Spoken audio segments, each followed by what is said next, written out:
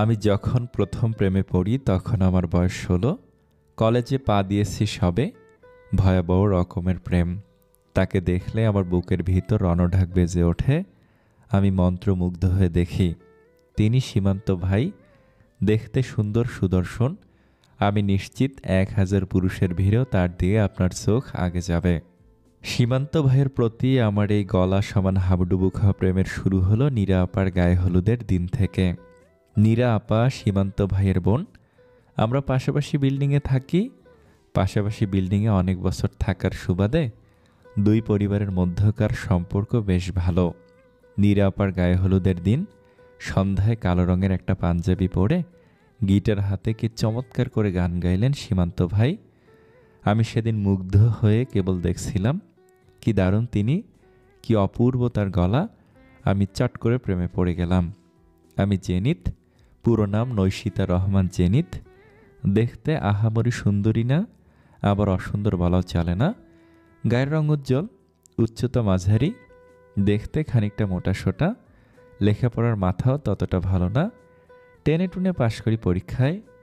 মানুষ হিসেবে আমি ভীষণ একগুঁয়ে, জেদি, প্রতিশোধ পরায়ণ। কেউ আমাকে একটু কষ্ট দিলে আমি তাকে অনেকখানি কষ্ট দেওয়ার চেষ্টা করি। এগুলো অবশ্য গুণ নয়, দোষ। সে আমি জানি। নিজের দোষগুণ অকপটে স্বীকার করার সাহস আমার আছে। যদি আমার গুণের প্রসঙ্গে আসি, তো ভালো রান্না করা ছাড়া আপাতত কিছুই মনে পড়ছে না। যে একবার আমার রান্না খেয়েছে সে অনেক দিন মনে রেখেছে। আমি যখন খুব ছোট তখন আমার বাবা মা সড়ক দুর্ঘটনায় মারা যায়। তারা দুজনেই ডাক্তার ছিলেন। আমার বাবার সমস্ত সম্পত্তির একমাত্র মালিক আমি। বড় হয়েছি নানা বাড়িতে। নানুর হাতে মানুষ। আমার ৩ মামা মামি, তাদের ছেলেপুলে সবাই একত্রে থাকে। যৌথ পরিবার। আজকাল এত বিশাল পরিবার খুব একটা দেখা যায় না। এই বাসায় সারাদিন হাউকাউ, হইহল্লোড়, চেঁচামেচি লেগেই থাকে। আমার মামিরা সামনে সামনে আমাকে ভালোবাসার ভান করলেও তারা যে আমাকে ততটা ভালোবাসে না তা আমি জানি। আমার মামাতো ভাই বোনদের সাথেও আমার সম্পর্ক খুব একটা ভালো না। সম্পর্ক খারাপ হওয়ার কারণটা পরিষ্কার। এই বাসায় আমার আধিপত্য, দাপট সবার থেকে বেশি। সেজন্যই ওরা আমাকে অপছন্দ করে। এসব নিয়ে আমি বিন্দুমাত্র বিচলিত নই। এই বাসার প্রধান হর্তাকর্তা সর্বসর্বা আমার নানু। বাসার প্রতিটি মানুষ তাকে ভয় করে। ছোটবেলা বাবা মাকে হারানোর কারণে নানু আমায় পরম আদর ভালোবাসা দিয়ে বড় করেছেন। আমার জন্য তার অশেষ স্নেহ অনুভূতি রয়েছে। কখনো আমার অযত্ন অবহেলা করেনি। তাই আমাকে কিছু বলার সাহস কারো নেই। মেজ মামার ছেলে নিশাত একবার ঝগড়া করার সময় আমাকে বলেছিল আমাদের বাসা থেকে চলে যাও। কথাটা বলার সঙ্গে সঙ্গে ঘুষি মেরে ওর মুখ থেতলে দিয়েছিলাম। বেচারা এখন আমার ধারের কাছেও আসে না। নানু না থাকলে এই বাসায় আমার অবস্থা নড়বড়ে হয়ে যাবে তা আমার অজানা নয়। তবে এটা নিয়ে আমি চিন্তিত না। আমার জন্মের পরে আমার বাবা আমার নামে একটা বাড়ি লিখে দিয়েছিলেন। তাছাড়াও আমার বাবার আরও ২টা বাড়ি রয়েছে। আমি আগে থেকেই সিদ্ধান্ত নিয়ে রেখেছি নানু মারা গেলে আমি এখান থেকে চলে যাব। কলেজ থেকে এসে গোসল না দিয়ে ঘুমিয়ে পড়লাম। শরীর ভীষণ ক্লান্ত লাগছিল। ঘুম ভাঙতেই সীমান্ত ভাইয়ের গলা শুনলাম। তিনি কোনো প্রয়োজন ছাড়া আমাদের বাসায় আসেন না। আজ হঠাৎ কী প্রয়োজন পড়ল? আমি চট করে বিছানা ছাড়লাম। আমাকে এখন দেখতে ভয়ঙ্কর লাগছে। এলোমেলো চুল, মুখে তেলতেলে ভাব। এই অবস্থায় সীমান্ত ভাইয়ের সামনে আমি যাব না। তাই দ্রুত বাথরুমে ঢুকে গোসল সেরে ভালো একটা 3 পিস পরে নিলাম। গায়ে কড়া ঘ্রাণের একটা পারফিউম মেখে বড় বড় পা ফেলে ড্রয়িং রুমে গিয়ে দেখলাম সেখানে সীমান্ত ভাই নেই। আমি দুঃখ পেলাম। সীমান্ত ভাইয়ের গলা স্পষ্ট শুনেছি। তিনি কি চলে গেছে? নিশাত সোফায় হাত পা ছড়িয়ে বসে টিভি দেখছে। সেই ঘুষির পর থেকে আমার সাথে কথা বলছে না। আমি ওর পাশে বসে জিজ্ঞেস করলাম, কিরে সীমান্ত ভাই আসছিল? তার গলা শুনলাম। বেচারা ভীষণ রাগ করে আছে। আমার কথার উত্তর দিল না। আমি ওর কান টেনে ধরলাম। নিশাত ব্যথার চোটে লাফিয়ে উঠে কাঁদো কাঁদো গলায় বলল, জেনিত আপা, তুমি খুব খারাপ, খুব। আমাকে সবসময় মারো। এই ছেলে মায়ের মতো অল্পতেই কেঁদে দেওয়ার স্বভাব পেয়েছে। আমি খারাপ এটা তুই নতুন জানিস? তুই আমার কথার উত্তর দিস নাই। নানুকে বলবো গিয়ে? যাও বলো গিয়ে, এ বাসায় তুমি আর তোমার নানুই সব। আমরা কেউ না। আবার মার খেতে চাস? বড় বড় কথা না বলে যা জিজ্ঞেস করেছি উত্তর দে। হ্যাঁ, আসছিল সীমান্ত ভাইয়া। সুরভি আপা তার কাছে গান শিখবে। দুনিয়াতে গানের শিক্ষকের অভাব পড়েছে। সীমান্ত ভাই কেবল শখের বশে গান করে। সে কি গানের শিক্ষক যে সুরভি আপাকে গান শেখাবে? সুরভি আপা আমার বড় মামার মেয়ে, অনার্সে পড়ে। আমার 3 ক্লাস বড়। দেখতে খুব সুন্দরী। কত শত ছেলে তার প্রেমে বেকুল। সুরভি আপাও যে কত ছেলের সাথে প্রেম করে হিসেব নেই। সে বেশ ভালো গান জানে। এই বয়সে তার মাথায় আবার নতুন করে গান শেখার ভূত কোত্থেকে চাপলো? তাও আবার সীমান্ত ভাইয়ের কাছে।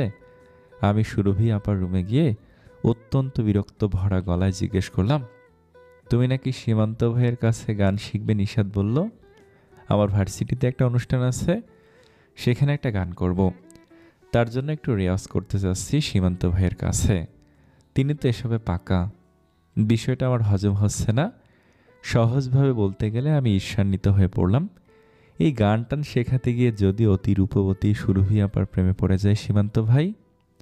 সীমান্ত ভাই কি গানের শিক্ষক? কোনো গানের শিক্ষকের কাছে শিখলেই তো পারো। সুরভি আপা কোনো উত্তর দিল না। আমি আবার বললাম, সীমান্ত ভাইয়ের কাছে তুমি গান শিখতে পারবে না, অন্য কারো কাছে গিয়ে শেখো।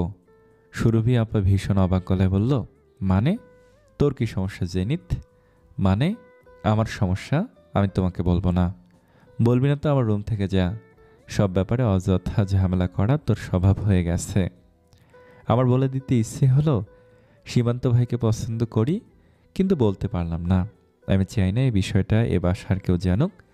জানাজানি হলে তারা আড়ালে আবডালে এটা নিয়ে নিন্দা করবে। প্রেমের কথা সবাই গোপন রাখতে চায়, এ ব্যাপারে আমিও ব্যতিক্রম না। আমি কঠিন গলায় সুরভি আপাকে হুমকি দিলাম, আমি বড় মামার কাছে গিয়ে এখনই বলে দেব যে এলাকার ওই বখাটে নাদিমের সাথে তোমার প্রেম। তার সাথে ঘুরতে যাও, আমার কাছে তোমাদের ছবিও আছে, আমি তাও দেখাবো। এটা বলে রুম থেকে বের হওয়ার জন্য পা বাড়ালাম। সুরভি আপা ছুটে এসে আমার হাত টেনে ধরল। ভয় পেয়ে বলল, আব্বুর কাছে এসব বলিস না।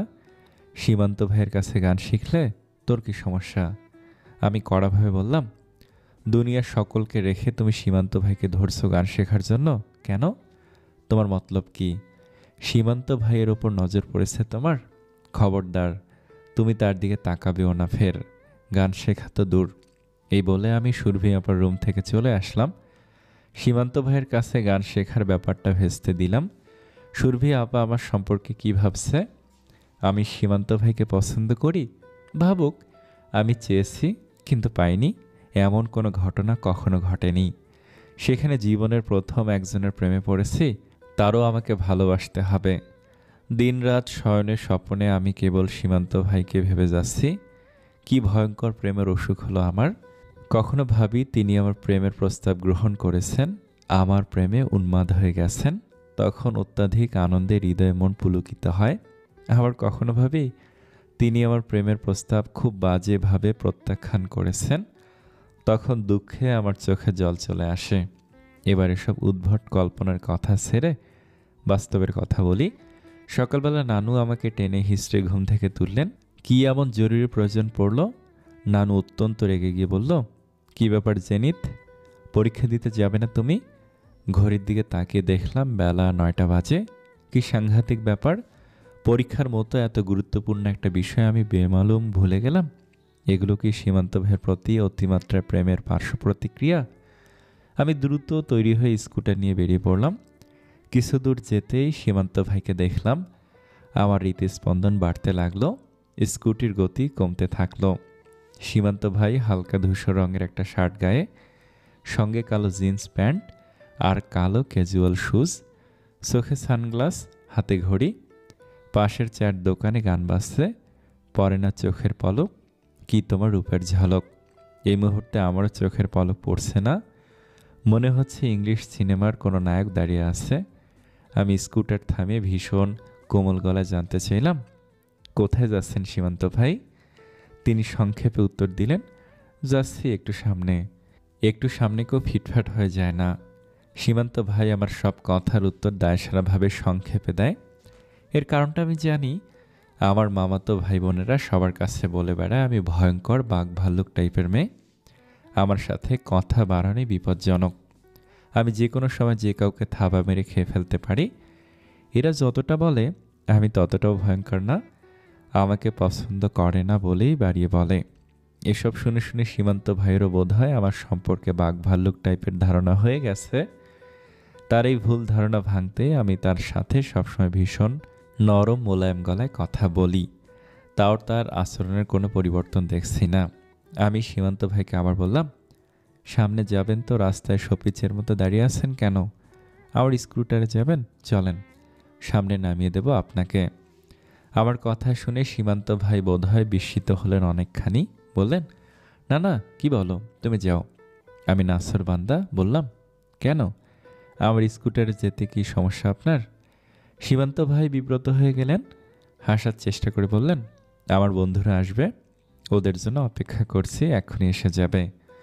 আমি একটু অভিমান করে বললাম, একটু আগে বললেন সামনে যাচ্ছেন, এখন বলছেন আপনার বন্ধুরা আসবে। আমার কোনো কথার উত্তর আপনি কখনো ঠিকভাবে দেন না। আমার অযাচিত অভিমান নিয়ে এই মুহূর্তে সীমান্ত ভাই কী ভাবছে আমার জানা নেই। বদলোক একটা। ভার্সিটির মেয়েদের সাথে হেসে হেসে কথা বলতে পারে সারাক্ষণ, আমার সাথে কথা বলতেই যত সমস্যা। আমি স্কুটারটা সাইডে রেখে নামলাম। আমার মেজাজ খারাপ হলো, এই লোকটার এত দেমাগ কেন? স্কুটার থেকে নেমে বললাম, সীমান্ত ভাই, আমার সাথে এক জায়গায় যাবেন, চলেন। না বলতে পারবেন না, আপনাকে যেতেই হবে। তিনি আমার দিকে তাকিয়ে জানতে চাইল, কোথায় যেতে হবে? রেস্টুরেন্টে যাবেন। আমার একা রেস্টুরেন্টে খেতে ভালো লাগে না। আপনাকে পেয়ে উপকার হলো, বিল আমি দেব, আমি আপনাকে খাওয়াবো। সীমান্ত ভাইকে হ্যাঁ না কিছু বলার সুযোগ দিলাম না। তাকে জোর করে একটা চাইনিজ রেস্টুরেন্টে নিয়ে গেলাম। আমার কাণ্ডে তিনি হতবাক। নিশ্চিত তিনি ভাবছেন আমার মাথায় গন্ডগোল আছে, মাথার দুইটা তার ছেঁড়া। আমার কি দোষ? আমার তার সাথে কথা বলতে ভালো লাগে, তার আশেপাশে থাকতে ভালো লাগে, তাকে দেখতে ভালো লাগে, তার সবই ভালো লাগে। আমি সীমান্ত ভাইয়ের দিকে তাকিয়ে তার প্রতিক্রিয়া বোঝার চেষ্টা করছি। তার মুখ দেখে কিছুই বোঝা যাচ্ছে না। তিনি শান্তভাবে বসে আছেন। আমাকে বললেন, আমার দ্রুত যেতে হবে জেনিত। বলেছিলাম না আমার বন্ধুরা আসবে, ওরা এসে গেছে বোধহয়, ফোন দিচ্ছে। সবসময় তার তাড়া থাকে। আমাকে কি একটুও ভালো লাগছে না? আমার মন খারাপ হয়। আমার মন খারাপ সীমান্ত ভাই বুঝতে যাবে কেন? সে তোমায় পছন্দ করে না। তার প্রতি আমার এই তীব্র প্রেমের কথাও সে জানে না। আমার ইচ্ছা করে তাকে জানিয়ে দেই, কিন্তু সাহস হয় না। বাসার সবার কাছেই অকুণ্ঠিত বেপরোয়া আমি এই একটা ব্যাপারই সাহস হারিয়ে ফেলেছি। সীমান্ত ভাই খেয়ে তাড়াহুড়ো করে চলে গেলেন। যাওয়ার সময় বিলটাও দিয়ে গেলেন আর বললেন, জেনিত, কিছু মনে করো না, তারা আছে আজ আমার। আমি বিষণ্ণ মুখে অনেকক্ষণ বসে রইলাম। হঠাৎ করে আমার এই বিষণ্ণতা উড়ে গেল যখন মনে পড়ল আজ আমার পরীক্ষা ছিল। আমি হতবুদ্ধি হয়ে গেলাম। পরীক্ষা আরও আধা ঘন্টা আগে শুরু হয়ে গেছে। পরীক্ষা না দিতে পারার আফসোস আমার মনে বেশিক্ষণ স্থায়িত্ব লাভ করলো না। আমি স্কুটার নিয়ে বেরিয়ে পড়লাম। শহরের অলিগলি একা একা ঘুরে বেড়াই, পাখির মতো উড়ে বেড়াই। বাইরে কড়া রোদ। তৃষ্ণা পেলে শরবতের ভ্যানের সামনে দাঁড়িয়ে পড়ি, শরবত খাই। অ্যালোভেরার শরবত, লেবুর শরবত, আখের রস, দারুণ লাগে খেতে। সারাদিন ঘুরে ফিরে বিকেলের দিকে বাসায় যাই। আমি পরীক্ষা দেইনি তা বাসার কেউ জানে না। কেউ আমাকে জিজ্ঞেসও করে না কোথায় ছিলাম বিকাল অবধি। তারা জানে আমার যেখানে ইচ্ছা সেখানে যাই। রোজ বিকালে নিয়ম করে ছাদে যাই আমি। সীমান্ত ভাই প্রায় বিকেলেই ছাদে আসেন। আমি আড়ালে দাঁড়িয়ে তাকে দেখি, এক দৃষ্টিতে তাকিয়ে থাকি। মাঝে মাঝে ডাক দিই, কথা বলি। আমার সাথে কথা বলার তেমন কোনো আগ্রহ নেই তার, না থাকা স্বাভাবিক। আমি সুরভি আপার মতো সুন্দরী নই যে গান শিখতে চাওয়ার সঙ্গে সঙ্গে রাজি হয়ে যাবেন। সুন্দরীমদের প্রতি ছেলেদের আগ্রহের অন্ত নেই। আজ যে সীমান্ত ভাই ছাদে আসেননি, আমি অনেকক্ষণ অপেক্ষা করেছি। ছাদের এ মাথা থেকে ও মাথা কয়েকশোবার পায়চারি করেছি। অধৈর্য হয়ে শেষে তাদের বাসায় যাব ভাবলাম। তাদের বাসায় আমি প্রায়ই যাই। তার বাবা মা আমাকে ভালো জানে। ছাদ থেকে এসে ফ্রিজ খুলে চিকেন বের করলাম। এরপর রান্নাঘরে গেলাম। চিকেন মোমো তৈরি করে নিয়ে যাব সীমান্ত ভাইয়ের বাসায়, তিনি খেতে পছন্দ করেন। মোমো তৈরি করলাম, সঙ্গে ডিপিং সসও নিজ হাতে বানালাম। এক পিস খেয়ে দেখলাম খুব ভালো হয়েছে। বাসায় গিয়ে দেখলাম সীমান্ত ভাই নেই। 3 দিনের ট্যুরে গেছে রাতারগুল। কত উৎসাহ নিয়ে মোমো বানিয়ে নিয়ে আসলাম। আমার উৎসাহে পুরোপুরি ভাটা পড়ল। সীমান্ত ভাই ট্যুর থেকে না ফেরা পর্যন্ত জোয়ার আসার সম্ভাবনা নেই। মোমো নিয়ে আসছি দেখে আন্টি অবাক হলেন, আমাকে বসতে বললেন। আমার বসতে ইচ্ছে করলো না। আঙ্কেল আন্টি মোমো খেতে ভীষণ প্রশংসা করলেন। তাদের প্রশংসা দিয়ে আমি কি করব? তবুও একটু খুশি হলাম। কিছুক্ষণ থেকে বাসায় চলে আসলাম। 3 দিন আমার কষ্টে কাটলো। সীমান্ত ভাইকে দেখার জন্য বেকুল হয়ে পড়লাম। নিষ্ঠুর লোক একটা, এভাবে না বলে 3 দিনের ট্যুরে চলে গেল। তার জন্য আমার উদ্বেগ ব্যগ্রতা কবে বুঝবে সে? তার ওপর বেজায় মেজাজ খারাপ হলো আমার। তাকে এর জন্য শাস্তি পেতে হবে। কিভাবে শাস্তি দেব ভেবে পেলাম না। সারা রাত ভেবে শাস্তি দেওয়ার উপায় বের করলাম। সীমান্ত ভাই ট্যুর থেকে ফিরলেন। বিকালবেলা ছাদে আসলেন। আমি আগে থেকে অপেক্ষা করছিলাম। আমার হাতে ছোট একটা পাথরের টুকরো। আমি সেটা সীমান্ত ভাইয়ের মাথায় ছুঁড়ে মেরে সিঁড়ি ঘরের আড়ালে দাঁড়িয়ে পড়লাম। সীমান্ত ভাই চিৎকার দিয়ে উঠল, ব্যথায় কাতর মুখ। আমি আড়াল থেকে দেখছি সব। আমার এখন খারাপ লাগছে। কি করলাম এটা কাণ্ডজ্ঞানহীন মানুষের মতো। 2 বিল্ডিংয়ে হইচই পড়ে গেল। সীমান্ত ভাই এখানে সবার ফেভারিট। কে তার মাথায় পাথর ছুঁড়ে মারল?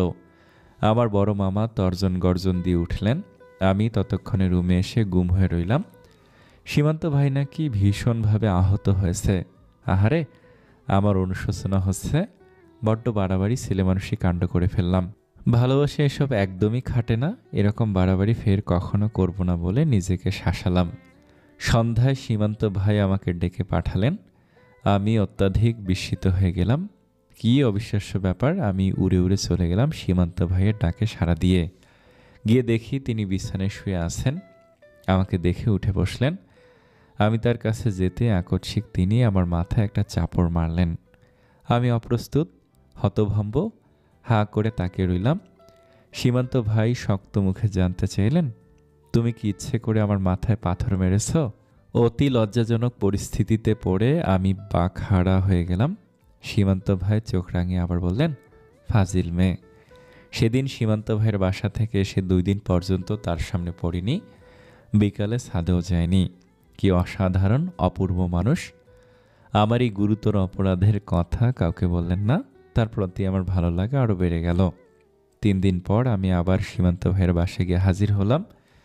শাড়ি পরে সেজেগুজে। ল্যাভেন্ডার রঙের হাফ সিল্ক একটা শাড়ি পরেছি, সঙ্গে মিলিয়ে পাথরের গয়না। আয়নার সামনে অনেকক্ষণ দাঁড়িয়ে নিজেকে দেখছি। বেশ সুন্দর লাগছে। আন্টি আমাকে দেখে বললেন, শাড়িতে অনেক সুন্দর লাগছে তোমাকে জেনিত। কোথাও যাচ্ছ নাকি? বসো। আমি মিষ্টি করে হেসে বললাম, হ্যাঁ আন্টি, আমার চাচ্চুর বাসায় গিয়েছিলাম, সেখান থেকে আসলাম। সীমান্ত ভাইকে একটু দরকার ছিল। ডাহা মিথ্যা কথা। কোথায় আর যাব আমি? আমি তো শাড়ি পরে সেজেগুজে সীমান্ত ভাইকে দেখতে এসেছি। সীমান্ত ভাই যেন আমাকে শাড়িতে দেখে হাঁ করে তাকিয়ে থাকে, মুগ্ধ হয়ে যায়। সেজন্যই পরশু এই শাড়িটা কিনেছি 6,000 টাকা দিয়ে। আন্টি ভীষণ আন্তরিক গলায় বললেন, চা খাবে মা? বসো, চা করে দেই, সীমান্ত রুমে আছে। চিকেন মোমো বানিয়ে খাওয়ার পর আন্টির সঙ্গে আমার সম্পর্কের বেশ উন্নতি হয়েছে, খাতিরটা বেড়েছে। না না আন্টি, আমার পেট একদম ভরা, অন্যদিন খাবো। সীমান্ত ভাইয়ের থেকে কয়টা বই নিয়ে চলে যাব, তারা আছে একটু। এই বলে সোফা ছেড়ে উঠে সীমান্ত ভাই রুমের দিকে গেলাম। দরজা ভিতর থেকে আটকানো, কড়া নাড়লাম। সীমান্ত ভাই দরজা খুলে আমাকে দেখে এক নজরে তাকিয়ে জিজ্ঞেস করলো, কি ব্যাপার জেনিত? ওই এক নজর তাকানো পর্যন্তই। না তিনি আমাকে দেখে মুগ্ধ হলেন, না অবাক হয়ে অনেকক্ষণ তাকিয়ে রইলেন। আমাকে দেখতে কি ভালো লাগছে না? আপনার থেকে কয়টা বই নিব? সীমান্ত ভাইয়ের রুমে 3-4টা বুক সেলফ রয়েছে, সবগুলো বইয়ে ঠাসা। গল্প উপন্যাস পড়ার আগ্রহ আমার কোনো কালই ছিল না। সীমান্ত ভাই বললেন, তোমাকে আমি বই দেব না, তুমি ওর মাথায় কি জখমটাই না করেছ। এই বলে তিনি ব্যালকনির দিকে চলে গেল। ব্যালকনিতে তার অনেকগুলো ফুলের টব রয়েছে, সেগুলোতে পানি দিতে লাগলো। আমিও তার পিছন পিছন গেলাম। সীমান্ত ভাই গম্ভীর মুখে আদেশ করলো, কান ধরো, তাহলে বই দেব। তিনি যা বলে আমার তাই ভালো লাগে, তাতেই আমি বিমোহিত। আমি দুঃখী দুঃখী মুখে কান ধরলাম। সীমান্ত ভাই আমার দিকে তাকিয়ে হেসে ফেললেন। যা বই দরকার নিয়ে যাও, বইয়ে কোনো দাগ দিবে না, পরে আবার দিয়ে যাবে। আমি ওর বই কাউকে দেই না। আমি আনন্দে আটখানা হয়ে বললাম, তাহলে আমাকে কেন দিলেন? সীমান্ত ভাই এই প্রশ্নের উত্তর না দিয়ে হাসলেন কেবল। তার হাসি আমার হৃদয় ছুঁয়ে গেল। আমি বই নিয়ে রুম থেকে বের হওয়ার সময় তিনি ডেকে বললেন, শাড়িতে তোমাকে বেশ লাগছে। সীমান্ত ভাইয়ের মুখে এই কথা শুনে সীমাহীন খুশিতে আমি পাগল হয়ে গেলাম। আজ যে শুক্রবার, সকাল থেকে আমার জ্বর জ্বর লাগছে, বিছানায় গুটিসুটি মেরে শুয়ে আছি। ছোট মামি আমার জন্য সকালের খাবার নিয়ে আসলেন। আমি ছোট মামিকে বললাম, কলেজে অঙ্ক বুঝতে সমস্যা হচ্ছে আমার। সীমান্ত ভাইকে একটু বলো তো, আমাকে অঙ্কটা একটু দেখিয়ে দিতে। সীমান্তকে তোর হোম টিউটর রাখতে চাচ্ছিস? এই বুদ্ধিটা হঠাৎ করে রাতে আমার মাথায় এসেছিল। সীমান্ত ভাইয়ের কাছাকাছি থাকার কি দারুণ সুযোগ। রোজ বিকালে ছাদে গিয়ে দাঁড়িয়ে থাকা, বই দেওয়া নেওয়ার অজুহাতে দেখা করে আর পোষাচ্ছে না। মামি বললেন, সীমান্ত খুব ভালো ছাত্র, তোর মতো গবেট প্রকৃতির না। তোর মামাকে দিয়ে বলিয়ে দেখি তোকে পড়াতে রাজি হয় কি না। সীমান্ত ভাই আমাকে পড়াতে রাজি হলেন। মামার কথা তিনি ফেলতে পারলেন না। খুশিতে আমি দুপুরে ভাত গিলতে পারলাম না। কাল থেকে পড়াতে আসবে আমাকে। আমি হুলস্থুল কাণ্ড করে বসলাম। সকাল থেকে বিভিন্ন ধরনের ফেস প্যাক লাগাচ্ছি মুখে, মেনিকিউর পেডিকিউর করছি, বারবার আয়না দেখছি, মুখটা উজ্জ্বল মসৃণ লাগছে আগের তুলনায়। সীমান্ত ভাইয়ের 4টায় আসার কথা, আমি 3টা থেকে টেবিলে বসে আছি। আমার মাথায় যখন যেটার ভূত চাপে আমি তখন সেটা নিয়ে মগ্ন হয়ে থাকি। কিছুদিন আগে স্কুটার চালানোর ভূত চেপেছিল। কয়েকদিনের মধ্যে স্কুটার চালানো শিখলাম। বেশ টাকা খরচ করে স্কুটার কিনলাম। ওটা ছাড়া বাসা থেকে এক পাও বেরোতাম না। স্কুটারের ভূত কয়েকদিন পরে মাথা থেকে নেমে গেল। ওটা এখন অনাদৃত অবস্থায় পড়ে আছে। কিন্তু সীমান্ত ভাইয়ের ভূতটা মাথা থেকে নামছে না কিছুতেই। নামার কোনো সম্ভাবনাও দেখছি না। 4:30টার দিকে সীমান্ত ভাই তাড়াহুড়ো পায়ে আসলেন। এসে চেয়ার টেনে আমার মুখোমুখি বসে বললেন, ভুলে গিয়েছিলাম পড়াতে আসার কথা, সরি, দেরি হয়ে গেল। কি ভুলব না তিনি? সীমান্ত ভাই অঙ্ক আমাকে বোঝাচ্ছেন, আমি না বুঝেই হ্যাঁ হ্যাঁ বলে যাচ্ছি। অঙ্ক বোঝার কোনো দরকার আমার নেই, কেবল তাকে দেখতে পারলেই হলো। পড়ানো শেষে আমি ভীষণ অনুরোধ করে বললাম, আপনি বসুন, আমি আপনার জন্য নাস্তা বানিয়ে আনছি। সীমান্ত ভাই বসতে চাইলেন না, কিন্তু শেষে আমার অনুরোধের ঢেকি গিলতে হলো। আমি খুব দ্রুত রান্নাঘরে গেলাম।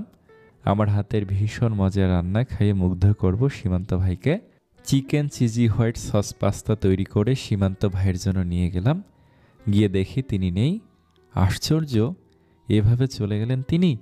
আমি ছোট মামিকে ডেকে জিজ্ঞেস করলাম, মামি, সীমান্ত ভাই চলে গেছে? সীমান্তকে তো সুরভির সাথে ছাদে যেতে দেখলাম। আমি অবাক হলাম, সঙ্গে রাগও হলো। ছাদে গিয়ে দেখি তারা দুইজন হেসে হেসে কথা বলছে। কই, সীমান্ত ভাই তো আমার সাথে এভাবে হেসে কথা বলে না। তীব্র ঈর্ষা, রাগ আর ক্ষোভে সুরভি আপাকে এই মুহূর্তে ছাদ থেকে ধাক্কা দিয়ে ফেলে দিতে ইচ্ছে হলো। সুরভি আপা আমাকে দেখলেন, আমি পাস্তার প্লেট হাতে দাঁড়িয়ে আছি, বললেন, আরে জেনিত, সীমান্ত ভাইয়ের জন্য পাস্তা বানিয়েছিস? ভাইয়া আমার ফুল গাছ দেখতে এসেছে। সুরভি আপা ছাদে ফুলের বাগান করেছে। সীমান্ত ভাইয়েরও নতুন নতুন জাতের ফুল গাছ সংগ্রহের শখ। সুরভি আপার সাথে হেসে হেসে ছাদে বসে কথা বলবে, আড্ডা দেবে, আর আমি খেটে পাস্তা বানিয়ে খাওয়াবো? নেভার। আমি শক্ত মুখে বললাম, আমি নিজে খেতে বানিয়েছি। আমার দিন খুবই ভালো কাটছিল। সীমান্ত ভাই রোজ বিকালে আমাকে পড়াতে আসতেন। আমি তাকে নিত্য রান্না করে খাওয়াতাম। তিনি খাবার মুখে তুললে আমি অধীর আগ্রহে তাকিয়ে থাকতাম, কখন প্রশংসা করবেন। তার একটু প্রশংসার কাঙ্গাল আমি। একটু প্রশংসা পেতে আমি সব করতে পারি। আষাঢ়ের তীব্র গরমে রান্না করতে গিয়ে ঘেমে টেমে একাকার হয়ে যেতাম। কতবার আগুনের আঁচে হাত পুড়েছি, তবুও একটু ক্লান্ত হয়নি। আমার মতন অল্পতেই ধৈর্যহারা হয়ে যাওয়া মানুষের সে কি বিশাল পরিবর্তন। বাসার সকলের চোখ তো কপালে উঠে গেল। ছোট মামি জিজ্ঞেস করেই ফেললেন, কি ব্যাপার জেনিত, সীমান্তের প্রেমে ট্রেমে পড়ে যাসনি তো আবার?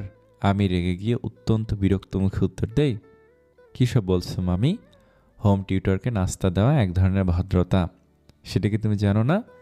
মামি প্রত্যুত্তর না করে হাসে। আমি বেজায় চটে গিয়ে উঠে আসি সেখান থেকে। মহা যন্ত্রণা। আমারই সুখের দিন এক ঝটকায় শেষ হয়ে গেল ধা করে। হুট করে সীমান্ত ভাই আমাকে পড়াতে আসা বন্ধ করে দিলেন। মা আমাকে জানালেন আমাকে আর পড়াবেন না তিনি। আমার মতন এমন গবেট ধাঁচের স্টুডেন্ট সে নাকি তার পুরো জীবনে দ্বিতীয়টি দেখেনি। আমার বিরুদ্ধে এমন অভিযোগ শুনে মামা লজ্জা পেয়ে চলে আসলেন। সীমান্ত ভাই আমাকে এভাবে বলতে পারলেন, মানুষ এত নিষ্ঠুর হৃদয়ের কি করে হয়? কত খেটে রোজ সুস্বাদু খাবার রান্না করতাম তার জন্য। এই কৃতজ্ঞতা বোধটুকুন কি আমার প্রতি নেই? ভেবেছিলাম আমি পড়ালেখায় কাঁচা হলে অন্তত আমার হাতের রান্না খাওয়ার লোভে আমাকে পড়াবেন। আমার হৃদয়টা ভেঙে গেল। আমি নাছোড়বান্দা, সীমান্ত ভাইয়ের ব্যাপারে অত সহজে হাল ছেড়ে দমে যাওয়ার পাত্রী না। সঙ্গে সঙ্গে আমি তার বাসায় চলে গেলাম। গিয়ে তাকে পেলাম না। 2 দিন পর্যন্ত খুঁজেও পাওয়া গেল না সীমান্ত ভাইকে। সে বোধহয় ইচ্ছে করে আমার সামনে পড়ছে না। এরপর একদিন রাত 9টার দিকে আমি তাদের বাসায় গিয়ে হাজির হলাম। এই অসময়ে আমাকে দেখে আন্টি অবাক হলেন, তাও একরকম রাগী রাগী মুখে। তিনি জিজ্ঞেস করলেন, কি ব্যাপার জেনিত, কিছু হয়েছে? তুমি এই অসময়ে? অবশ্যই কিছু হয়েছে আন্টি, নয়তো কি এই অসময়ে আসতাম। আন্টি একটু বিচলিত হয়ে গেলেন। আমাকে বাসায় ঢুকতে বললেন। বাসায় ঢুকে দেখি তারা সবে খেতে বসেছে। এই বাসায় 3টা মাত্র প্রাণী, আঙ্কেল, আন্টি আর সীমান্ত ভাই। নিরাপদ থাকেন শ্বশুরবাড়ি, মাঝে মাঝে বেড়াতে আসেন। সীমান্ত ভাই শুধু একটা 3/4 প্যান্ট পরা অবস্থায় আমাকে দেখে সামান্য লজ্জা পেলেন বোধহয়। রুমে গিয়ে টি-শার্ট পরে আসলেন। আন্টি আমাকে জিজ্ঞেস করলেন, কি ব্যাপার বলো তো? আমি গম্ভীর মুখে আন্টিকে বললাম, সীমান্ত ভাই হুট করে আমাকে পড়াতে যেয়ে বন্ধ করে দিয়েছেন। মামার কাছে বলেছেন আমি স্টুপিড, ব্রেনলেস, মাথা ভরা গোবর আমার। আপনার ছেলের জন্য বাসার সবার কাছে অপমানিত হয়েছে আমি। দুনিয়ার কি সবাই আপনার ছেলের মতো ব্রিলিয়েন্ট স্টুডেন্ট হবে বলেন? আন্টি সীমান্ত ভাইকে বকাঝকা শুরু করলেন এ ধরনের অপমানজনক কথাবার্তার জন্য। আমার দারুণ শান্তি লাগছে। সীমান্ত ভাইয়ের কোনো হেলদোল নেই, তিনি নির্লিপ্তভাবে খেয়ে যাচ্ছে। কি আশ্চর্য! খাওয়া শেষ করে বললেন, মা, এবার আমি বলি ওর সম্পর্কে। ওকে এতদিনে একটা অঙ্ক শিখাতে পারিনি, এতটাও স্টুপিড ও। সারাক্ষণ স্কুটার নিয়ে টোটো করে ঘুরে বেড়ায়, প্রতিদিন 2বার করে পার্লারে যায়, বাকি সময় রান্নাঘরে থাকে, ওর যা ইচ্ছে হয় তাই করে। ও কোনো স্বাভাবিক মানুষ না মা, ওকে পড়ালে আমার মাথা খারাপ হয়ে যাবে। এইটুকু বলে সীমান্ত ভাই রুমে চলে গেলেন। আমি করুণ চোখে তাকিয়ে রইলাম। কয়েকদিন পার্লারে গিয়েছিলাম, সীমান্ত ভাই সেটাও দেখেছেন আমি নাকি স্বাভাবিক মানুষ না। আন্টি আমার মাথায় হাত বুলিয়ে বললেন, ওর কথায় কিছু মনে করো না, আমি ওকে বুঝিয়ে বলবো। কয়েকদিন পর ওর ফাইনাল পরীক্ষা তো, তাই মাথাটা একটু গরম। আমি বাসায় চলে আসলাম। সীমান্ত ভাই এত কঠিন মানুষ কেন? বারান্দায় আরাম কেদারায় বসে আছি চোখ বুজে। কয়েকদিন ধরে আমার মন ভালো নেই। মন খারাপের কারণ সীমান্ত ভাই ছাড়া আর কে? আমার জায়গায় অন্য কেউ হলে এতদিন নিশ্চিত হাল ছেড়ে দিত। কিন্তু ওই যে বললাম, আমার যা ভালো লাগে তা আমি পেয়েই ছাড়ি, তার জন্য যত কাঠ খাওয়ার পোড়াতে হোক। বারান্দা থেকে হঠাৎ সীমান্ত ভাইয়ের মায়ের গলা শুনলাম। আমি একটু ভাবনায় পড়লাম, কি ব্যাপার আবার? ইদানিং তো আমার সাথে খারাপ ছাড়া ভালো হচ্ছে না। আমি চেয়ার ছেড়ে উঠে আন্টির কাছে গেলাম। তিনি সীমান্ত ভাইয়ের জন্মদিনে দাওয়াত দিতে এসেছেন। ছোটোখাটো আয়োজন, নীরা আসবেন আর সীমান্ত ভাইয়ের বন্ধু বান্ধব। বাহ, ভালো সংবাদ শুনে আমি খুশি হলাম। সীমান্ত ভাইয়ের জন্মদিন ঘিরে শুরু হলো আমার পরিকল্পনা। জন্মদিনে কি পরব, কিভাবে সাজলে সীমান্ত ভাইয়ের দৃষ্টি আকর্ষিত করতে পারবো, কি উপহার দিলে তিনি দারুণভাবে অবাক হবেন। কদিন ধরে এই চিন্তায় আমি পাগল হয়ে যাচ্ছি। দক্ষ একজন চিত্রশিল্পীর খোঁজ করলাম। বিশাল করে সীমান্ত ভাইয়ের একটা ছবি আঁকিয়ে উপহার দেব। আর কি কি উপহার দেওয়া যায়? দামি ঘড়ি, পাঞ্জাবি। আমি লিস্ট করতে লাগলাম। জন্মদিনের আগের দিন বিকালে বের হলাম। অনুষ্ঠানে যাওয়ার জন্য গর্জিয়াস কালো একটা গাউন কিনলাম। সীমান্ত ভাইয়ের জন্য চড়া দাম দিয়ে ঘড়ি, পাঞ্জাবি কিনলাম। আমি এমনভাবে সেজেগুজে গেলাম মনে হচ্ছে জন্মদিনটা সীমান্ত ভাইয়ের না আমার। আমার মতো এত সেজে কেউ আসেনি, নিজেকে বোকা বোকা লাগছে। সব কিছুতেই বাড়াবাড়ি আমার। তখন আমার বয়সটা 16 না হয় 26 হলে নিশ্চয়ই এভাবে সেজে যেতাম না, এত দামি উপহারও কিনতাম না। সব দোষ ওই বয়সের। সীমান্ত ভাই আমাকে দেখে তাকিয়ে রইলেন। শুধু সীমান্ত ভাই না, উপস্থিত সকলে। কী বিব্রতকর অবস্থা! এর ভিতর সীমান্ত ভাইয়ের বন্ধুরা আসলেন। তার ছেলে বন্ধুর চেয়ে মেয়ে বন্ধু বেশি। তিনি বন্ধুদের নিয়ে ব্যস্ত হয়ে গেলেন। সুরভি আপা, নিশাত ওরাও আসলো। বাসার বড়রা কেউ আসেনি। সীমান্ত ভাইয়ের মেয়ে বন্ধুদের আমার মোটেও সহ্য হচ্ছে না। ক্রমশ আমার মেজাজটা খারাপ হয়ে যাচ্ছে। তারা সবাই মিলে জমিয়ে আড্ডা দিচ্ছে। একটা মেয়ে একদম সীমান্ত ভাইয়ের শরীর ঘেঁষে বসেছে। কিছুক্ষণ পরপর হাসতে হাসতে সীমান্ত ভাইয়ের গায়ে লুটিয়ে পড়ছে। যত সব বেহায়া মেয়ে। এ দৃশ্য আমার আর দেখতে ইচ্ছে করছে না। আমি অন্য রুমে চলে গেলাম। তাদের আড্ডার আসর ভাঙার পর আমি রুম থেকে বের হলাম। সীমান্ত ভাইয়ের গা ঘেঁষে বসা সেই মেয়েটাকে ওয়াশরুমের দিকে যেতে দেখলাম। রাগটা এবার পুষি না যাবে। মেয়েটা ওয়াশরুমে ঢোকার পরে আমি দরজাটা বাইরে থেকে লাগিয়ে দিলাম। বাসায় এখন ভীষণ হয়ে উঠলোড়।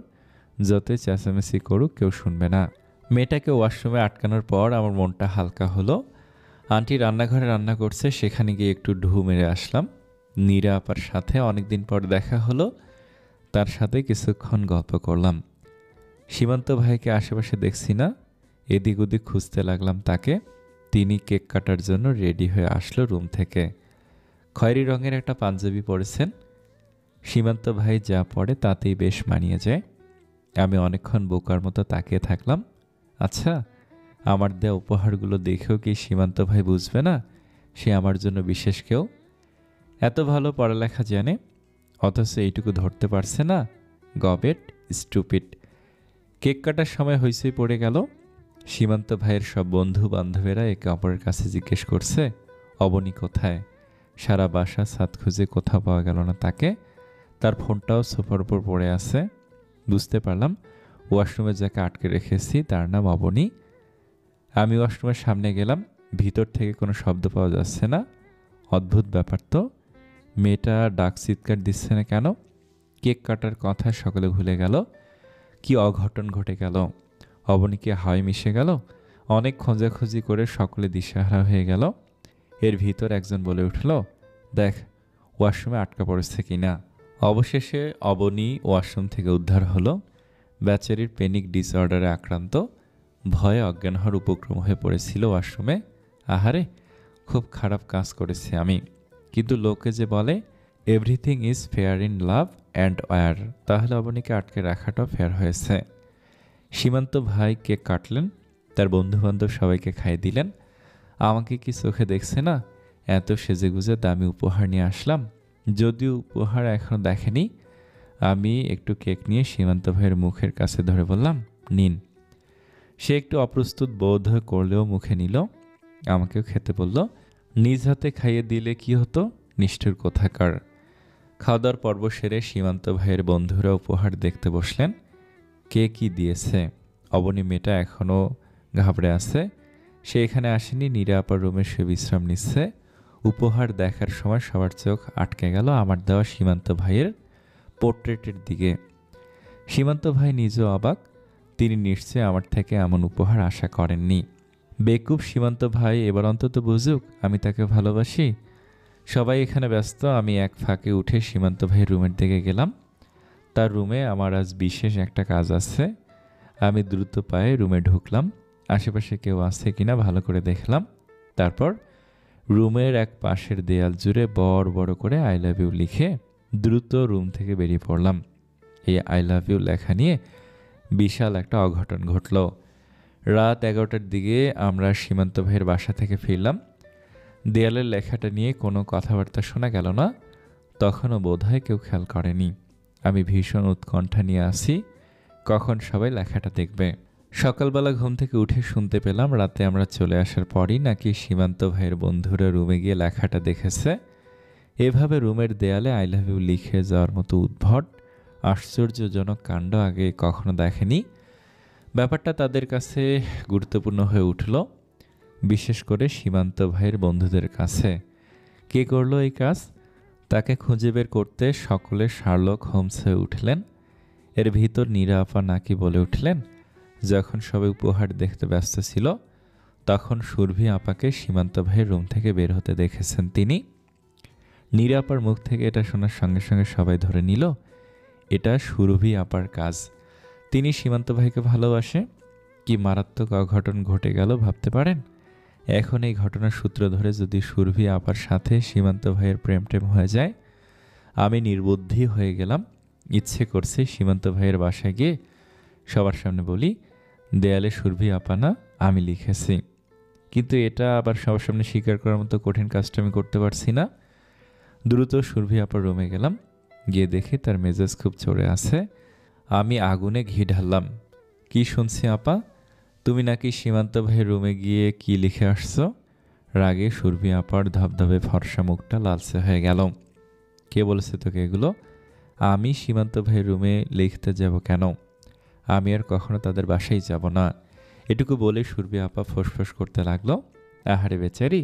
আমি বললাম, আমি তো জানি তুমি ওসব লেখনি, তোমার তো বয়ফ্রেন্ড আছে। কত বড় বদনাম দিল তোমার নামে। সি, বড় মামা এসব শুনলে তোমাকে আস্ত রাখবে বলো? অত্যাধিক রাগ হলে সুরভি আপা কেঁদে ফেলেন। এই মুহূর্তে তার চোখে জল ছলছল করছে। বড় মামা ভীষণ বদমেজাজি, আমি বাদে সবাই তার ভয়ে তটস্থ থাকে সারাক্ষণ। সুরভি আপার প্রেম প্রীতির কথা তিনি জানেন না, জানলে দুই টুকরো করে ফেলতেন। সুরভি আপা দারুণ রাগে ফেটে পড়লেন। বললেন, আমি সীমান্ত ভাইয়ের রুমে গিয়েছিলাম নীরা আপাকে খোঁজ করতে। সবাই আমার সম্পর্কে কী সব ভাবছে। সেই শোনো, তুমি এক্ষুনি সীমান্ত ভাইয়ের বাসায় যাও, গিয়ে বলো যে তোমার বয়ফ্রেন্ড আছে, তারা যা ভাবছে তা ভুল। তুমি যদি এগুলো না বলো তাহলে তোমার সম্পর্কে তাদের ভুল ধারণা ভাঙবে না। আমি আমার নিজের পথ পরিষ্কার করতে চাচ্ছি। সুরভি আপা নিরুত্তর হয়ে রইলেন। আমি তাকে আবার বললাম, কিন্তু রাজি করতে পারলাম না। আমার মনের আশা তিনি পূর্ণ করলেন না। বললেন, এসব নিয়ে আমি আর কথা বাড়াতে যাচ্ছি না, কথা বাড়ালেই ব্যাপারটা বাসার সবাই জানবে। এই বলে তিনি সোজা হয়ে খাটে শুয়ে পড়লেন। আমি কিছুক্ষণ তার রুমে বসে থেকে চলে আসলাম। নীরা আপা আমাকে দেখলো না কেন সীমান্ত ভাইয়ের রুম থেকে বের হতে? সুরভি আপাকে দেখতে হলো। আমি যা চাচ্ছি ইদানিং সব কিছু তার বিপরীত হচ্ছে। কি মুসিবত! এত খারাপের মধ্যে হঠাৎ ভীষণ ভালো কিছু হলো আমার সঙ্গে, অকল্পনীয় ভালো। চট্টগ্রাম থেকে আমার বড় ফুপু ফোন করেছেন। ভীষণ অসুস্থ হয়ে পড়েছেন তিনি। তার মনে হচ্ছে তিনি এ যাত্রায় বাঁচবেন আর, তাই ফোন করে সকল আত্মীয় স্বজনদের দেখতে চেয়েছেন। অগত্যা আমাকে চট্টগ্রাম যেতে হবে। চট্টগ্রাম আমি এর আগে একা কখনো যাইনি, সবসময় সঙ্গে কেউ না কেউ ছিল। আমি যে একা যেতে পারি না তা নয়, এত দূরের পথে নানু আমাকে কিছুতে একা ছাড়তে চাচ্ছেন না। মামারা সবাই খুব ব্যস্ত, সঙ্গে যাওয়ার মতো কাউকে পাচ্ছি না। আমারও চট্টগ্রাম যাওয়া হচ্ছে না, এদিকে ফুপু রোজ ফোন করেই যাচ্ছেন। হঠাৎ একদিন সকালে কোচিং থেকে ফেরার পর নানু আমাকে বললেন, জেনিত, তুই সীমান্তের সাথে চট্টগ্রাম যাবি? ও কালকে সকালে যাবে। আজকাল কানে খুব ভুলভাল শুনছি আমি। কেউ শুভ সকাল বললেও আমি শুনি সীমান্ত। ভুরু কুচকে নানুর দিকে তাকে জিজ্ঞেস করলাম, কি বললা? সীমান্তর সাথে চট্টগ্রাম যাবি তুই? ও কালকে যাবে। আমার মনে হলো আমি আবার কানে ভুল শুনেছি। ফের একই প্রশ্ন নানুকে জিজ্ঞেস করতে তিনি ধমক দিলেন। আমি এই মুহূর্তে আকাশে উড়ছি, হাওয়ায় ভাসছি। বললাম, তুমি এক্ষুনি সীমান্ত ভাইকে বলে আসো আমি তার সাথে যাব। বড় ফুপিকে দেখতে ভীষণ ইচ্ছে করছে, কাল আমার যেতেই হবে। আমি রুমে এসে ব্যাগ গোছানো শুরু করে দিলাম। মাত্রাতিরিক্ত খুশিতে চোখের ঘুম উড়ে গেল। সকাল হলে আমি সীমান্ত ভাইয়ের সাথে চট্টগ্রাম যাব। এক ট্রেনে পাশাপাশি বসে এই ভাবনায় পাগল হয়ে গেলাম। সকাল 7:45 আমাদের ট্রেন। আমি ভোর 4টায় বিছানা ছাড়ি। খুব সুন্দর করে সেজেগুজে রেডি হতে হবে। হাত মুখ ধুয়ে ড্রেসিং টেবিলের সামনে বসে পড়লাম। সবুজ রঙের জর্জেট গোল জামার সঙ্গে জিন্স প্যান্ট পরলাম। গলায় সবুজ একটা ওড়না ঝুলিয়ে চুলগুলো খোলা রাখলাম। 5:30টার দিকে নানু আমাকে ডাকতে আসলো। জেনিত, হয়নি তোর? সীমান্ত অপেক্ষা করছে, তাড়াতাড়ি রেডি হ, রাস্তায় জ্যাম থাকলে ট্রেন মিস করবি। আমি বাসা থেকে বের হলাম। সীমান্ত ভাই আমার জন্য দাঁড়িয়ে আছে। তিনি আমার হাত থেকে ব্যাগ নিয়ে গাড়িতে তুললেন। রেল স্টেশনের উদ্দেশ্যে গাড়ি ছাড়ল। সবে সকাল হচ্ছে, চারিদিকে নিরিবিলি, ডাক চিৎকার হাউকাউ নেই। শীতল ঠান্ডা বাতাস বইছে। পাশে সীমান্ত ভাই। আজ যে সকালটা এত চমৎকার। সীমান্ত ভাই আমাকে জিজ্ঞেস করলেন, সকালে খেয়ে বের হয়েছ? জার্নিতে আবার বমি টমি করো না তো? তাহলে কিন্তু আমার সঙ্গে নেব না। আমি হেসে বললাম, স্টেশন থেকে কিছু কিনে খেয়ে নেব। তারপর তাকে জিজ্ঞেস করি, আপনি কেন চট্টগ্রাম যাচ্ছেন? আমার এক স্কুল ফ্রেন্ড অসুস্থ, ব্লাড ক্যান্সার, বাঁচার সম্ভাবনা নেই, ওকে দেখতে যাচ্ছি। আমরা স্টেশন এসে পৌঁছালাম। রাস্তায় তেমন জ্যাম ছিল না। ট্রেন 15 মিনিট পর ছাড়বে। সীমান্ত ভাই আমাকে বলল, তুমি কিছু খেয়ে নাও জেনিত। কি কেয়ারিং পারসন সীমান্ত ভাই, আহা! আর কতবার তার প্রেমে পড়ব। আমাদের ট্রেন ছাড়ার সময় হয়ে গেছে। মহানগর প্রভাতীতে যাব আমরা। আমি জানালার পাশের সিটে বসলাম। সীমান্ত ভাই ব্যাগপত্র গুছিয়ে আমার পাশে বসলেন। সুন্দর শীতল একটা অনুভূতি আমার মনে দোল খাচ্ছে। আমি খেয়াল করলাম সীমান্ত ভাই খুব সাবধানে বসলেন যাতে আমার শরীরে স্পর্শ না লাগে। ভদ্রলোক, এত ভদ্রলোক হওয়ার কি দরকার বলুন? ট্রেন চলছে। সীমান্ত ভাই মাঝে মাঝে টুকটাক কথা বলছেন আমার সাথে। সময় বেঁধে রাখার কোনো মন্ত্র থাকলে এই সময়টা বেঁধে রাখতাম। কি সুন্দর মিষ্টি একটা ঘ্রাণ আসছে সীমান্ত ভাইয়ের শরীর থেকে। কি পারফিউম দেন তিনি, একদিন তার রুমে গিয়ে দেখতে হবে। এই মুহূর্তে আমার ইচ্ছে করছে সীমান্ত ভাইয়ের কাঁধে মাথা রাখতে। আমি আবার কোনো ইচ্ছা অপূর্ণ রাখি না। ট্রেন ছেড়েছে 1 ঘন্টার মতো হলো। আমি ঘুমানোর ভান করছি। চোখ বুজে রইলাম। সীমান্ত ভাইয়ের মনোযোগ মোবাইলের দিকে। তার কানে হেডফোন। আমার দিকে এক নজর তাকে জিজ্ঞেস করলো, জেনিত ঘুমাচ্ছ? চা খাবে? মনে মনে বললাম, আমি চাটা কিছু খাবো না সীমান্ত ভাই। আমি এখন ঘুমানোর ভান করে আপনার কাঁধে মাথা রাখবো। সারা জার্নি আপনার কাঁধে মাথা রেখে যাব। কিছুক্ষণ পরে আমি ধীরে ধীরে সীমান্ত ভাইয়ের দিকে হেলে পড়লাম। আমার মাথাটা তার কাঁধে লুটিয়ে পড়েছে। কাঁধে মাথা দেওয়ার সঙ্গে সঙ্গে সীমান্ত ভাই আমার দিকে তাকালেন বোধহয়। দেখলেন আমি গভীর ঘুমে আচ্ছন্ন। কাঁধে থেকে ঠেলে তো আর ফেলে দেওয়া যায় না কাউকে। আমার চোখ বোঝা। এই মুহূর্তে সীমান্ত ভাইয়ের অভিব্যক্তি দেখতে পারছি না। হয়তো আবার ফোনের দিকে মনোযোগ দিয়েছেন। আমার খোলা চুলগুলো উড়ে বারবার তার মুখে পড়ছে। তিনি বিরক্ত বোধ করলেন কিনা জানি না। চুলগুলো হাত দিয়ে সরিয়ে দিল প্রতিবার। ধারালো অনুভূতিতে আমার হৃদয় মন একাকার হয়ে যাচ্ছে। আমার এই উড়ো চুলের মায়ায় কি সীমান্ত ভাই পড়বেন না? দুপুর 3টে পেরিয়েছে। মহানগর প্রভাতী এসে চট্টগ্রাম রেল স্টেশনে থামল। বেচারা সীমান্ত ভাইয়ের ঘাটটা বোধহয় ব্যথা হয়ে গেছে। পুরো জার্নিতে একই ভঙ্গিতে বসেছিলাম, তবু আমার শান্তি নিদ্রায় ব্যাঘাত ঘটায়নি। A true gentleman. শুধু গুণবতী স্টেশনে বসে একবার ডেকে বলেছিল, জেনিত কি অবস্থা তোমার? ঘুমাচ্ছ এখনো? কি মেরে বাবা।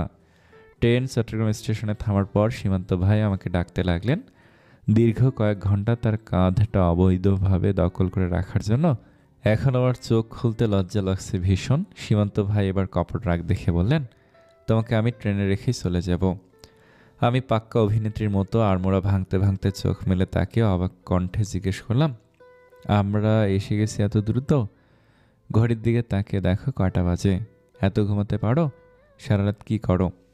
আমার ঘুম হরণ করে আবার বোকার মতো জিজ্ঞেস করছে, সারা রাত কী করি? আমরা ট্রেন থেকে নামলাম। আজকের দিনটা মেঘলা মেঘলা। মাঝে মাঝে অল্প সময়ের জন্য নিস্তেজ রোদের দেখা পাওয়া যায়।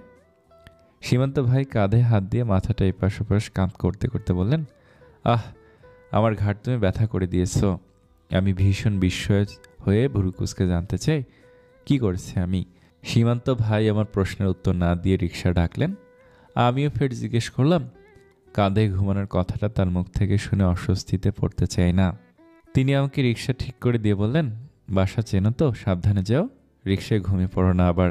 আমি হেসে উত্তর দেই, হ্যাঁ চিনি। আপনি আমার সঙ্গে ফুপুর বাসায় চলুন না, দুপুরে খেয়ে আপনার বন্ধুরা ওখানে যাবেন। না না, এখন যেতে পারবো না, অন্য কোনো সময় যাব। গুড়ি গুড়ি বৃষ্টি পড়তে আরম্ভ করলো। রিক্সা চলছে। আমি হাত নাড়িয়ে বিদায় জানাই সীমান্ত ভাইকে। বিপরীতে তিনি একটু হাসে। চট করে সময়টা কেটে গেল। ভালো সময় সর্বদাই দ্রুতগামী। আমার মন খারাপ হয়। ঘাড় ঘুরিয়ে পিছনে তাকাই সীমান্ত ভাইকে দেখার জন্য। রিক্সা অনেক দূর চলে এসেছে, তাকে আর দেখতে পেলাম না। সীমান্ত ভাইয়ের গায়ের ঘ্রাণ, তার কাঁধে মাথা রাখা, সব মিলিয়ে চমৎকার এই ট্রেন যাত্রার রেশ কাটতে দীর্ঘ সময় লাগবে। আমার বুকের কাছটা এখনও কেমন ঠান্ডা শিহরণে ছেয়ে আছে। এত অপূর্ব কেন মানুষটা? আষাঢ়ের এই মন কেমনের দিনে খোলা মেঘাচ্ছন্ন আকাশের দিকে তাকিয়ে আমি মনে মনে বললাম, সৃষ্টিকর্তা এই মানুষটাকে আমার করে দাও। রিক্সা থামে। আমি ফুপুর বাসার সামনে চলে এসেছি। শহরের ওপর ডুপ্লেক্স বাড়ি, সাদা আর খয়েরি রং করা। বাড়ির গেটটা গোলাপি রঙের বাগান বিলাস ফুলে ছেয়ে আছে, দেখতে ভালো লাগছে। আমাকে দেখে হুড়োহুড়ি করে সবাই ছুটে আসলো দাদা বাড়ির আত্মীয়দের কাছে। আমার কদরটা একটু বেশি, বাবা মা হারা মেয়ে বলে। বাসায় ঢুকে দেখি ফুপু আপাদমস্তক সুস্থ একজন মানুষ। প্রেশারটা বেড়েছিল, অসুস্থ হয়ে একদিন হাসপাতালে ছিলেন। ফুপুর জ্বর হলেও তার মানে হয় অসুস্থ হয়ে একদিন হাসপাতালে ছিলেন। ফুপুর জ্বর হলেও তার মনে হয় এ যাত্রায় বসি আর রক্ষা নেই। আত্মীয় স্বজন যারা দেখতে এসেছেন সবাই ফুপিকে দেখে হতাশ হলেন। এরকম সুস্থ একজন মানুষকে দেখতে সকলে কাজকর্ম ফেলে ছুটে এসেছে। আমি ফুপুর কাছে কিছুক্ষণ বসে দোতলায় চলে গেলাম। হাত মুখ ধুয়ে ক্লান্ত শরীরে বিছানায় এলিয়ে দিলাম। চোখ বুঝলেই সীমান্ত ভাই এসে হাজির হয়। আমার ঘুম উড়ে যায়, মহাযন্ত্রণা। বিকেলে কখন যে ঘুমিয়ে পড়লাম। ঘুম ভাঙে সন্ধ্যায়, উঠে দেখি ফুপু বিশাল আয়োজন করেছে মেহমানদের জন্য। পোলাও, রোস্ট, ডিমের কোরমা, গরুর মাংস, চিংড়ির মালাইকারি, স্বামী কাবাব, ডেজার্ট হিসেবে পুডিং, শাহি ফিরনি, জর্দা। একেবারে বিয়েবাড়ির আয়োজন। আমি সীমান্ত ভাইকে ফোন করলাম রাতে ফুপুর বাসায় খাওয়ার জন্য। অনেক অনুরোধ করার পর তিনি বললেন আমি হাসপাতালে আসতে পারলে জানাবো। আমি বসে বসে অপেক্ষা করছি। আমার মন বলছে তিনি আসবেন। সত্যি সীমান্ত ভাই আসলেন রাত 10টার দিকে। ঘেমে টেমে একাকার, ক্লান্ত দেখাচ্ছে খুব। তাকে এই অবস্থায় দেখে আমার ভীষণ মায়া লাগছে। সবার খাওয়া আগেই শেষ। আমি ফুপুকে বললাম, তুমি সারাদিন অনেক খেটেছ, বিশ্রাম নাও, আমি সীমান্ত ভাইকে খাবার বেড়ে দিচ্ছি। সীমান্ত ভাই খেতে বসলেন। ট্রেন থেকে নেমে এখন পর্যন্ত কিছু খায়নি নাকি? খাওয়ার সময় হয়নি। আমি রাগ করে বললাম, কেন খাননি আপনি? কি ক্লান্ত দেখাচ্ছে আপনাকে? সীমান্ত ভাই আমার দিকে তাকালেন। মনে মনে হয়তো ভাবছেন, অদ্ভুত মেয়ে তো, কীরকম অনাধিকার চর্চা করছে। আমি তার প্লেটে পোলাও বেড়ে দিলাম। তারপর 2 পিস রোস্ট, 2 পিস কোরমা, পারলে টেবিলে যা আছে সমস্ত কিছু তার প্লেটে তুলে দেই। সীমান্ত ভাই আমাকে থামালেন। পাগল তুমি, কি করছো এগুলো? আমাকে কি তোমার রাক্ষস মনে হয়? দুপুরে তো খাননি, আর কিছু দিও না, আমি এত খেতে পারি না। সীমান্ত ভাই খাচ্ছেন চুপচাপ। আন্টির কাছে শুনেছি খাওয়ার সময় তিনি নাকি কোনো কথা বলেন না। আমি তার পাশে দাঁড়িয়ে আছি। খাওয়া শেষে জিজ্ঞেস করলাম, রাতে কোথায় থাকবেন? আপনার বন্ধুর বাসায়? না, ওর বাসা সবে হসপিটালে। তো কোথায় থাকবেন? হোটেলে। এর ভেতর ফুপু আসলেন। এসে সীমান্ত ভাইয়ের সঙ্গে গল্প জুড়ে দিলেন। মনে হলো সীমান্ত ভাই তার কতদিনের পরিচিত। ফুপু এরকমই, খুব আন্তরিক আর দরদি মানুষ। সীমান্ত ভাই হোটেলে থাকবে শুনে বললেন, বাবা আমাদের বাসায় রাতটা থাকো তুমি, কোনো অসুবিধা হবে না, সুমনদের রুমে জায়গা খালি আছে। সুমন ফুপুর বড় ছেলে। সীমান্ত ভাই থাকতে চাচ্ছেন না। একরকম অপরিচিত মানুষের বাসায় কেউ সহজে থাকতে চায় না। ফুপু আমার মতো নাসরবান্দা বারবার বললেন, এত রাতে বের হওয়ার দরকার নেই। সীমান্ত ভাই আমাকে বললেন, ফুপুকে একটু বুঝিয়ে বলো জেনিত।